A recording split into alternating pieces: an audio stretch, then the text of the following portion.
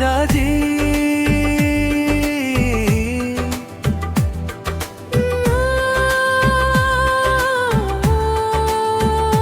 राजा जी बाहर से अइला तू काहे ना पहले खबरिया देला तू तोहरा के देख के खिल गइल मनवा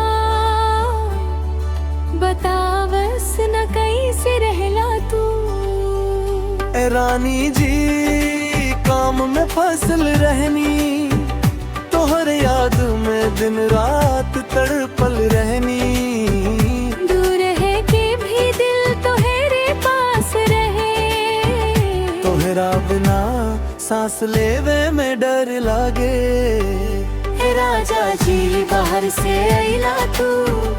दिलवा में प्यार के बाहर ले अइला तू ए रानी जी तोहरे खातिर आइल बानी जियारा में बस लस तू तोहरे पे जान उतारी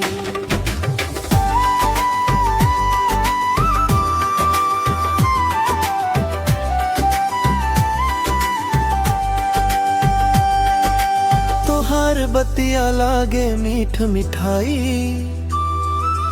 देखते ही बढ़ेला दिल के धड़कनाई आजा करीब अब दूरी मिटा दस प्यार के रंग में हमरा के रंगा दस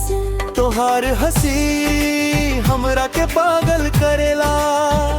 तोहार नैनवा दिल में घर करेला जिंदगी भर साथ निभावे के बाद तोहरे संग प्रेम के गीत गावे के बाद ए राजा जी बाहर से अइला तू दिलवा में प्यार के बाहर ले अइला तू ए रानी जी तोहरे खातिर आइल बानी जियरा में बसल तू तोहरे पे जान लूनी हे राजा जी बाहर से अइला तू संग में खुशियां के संसार ले अइला तू ए रानी जी अब न जाई बस दूर तोहरे बिना अधूरा बाई दिल मजबूर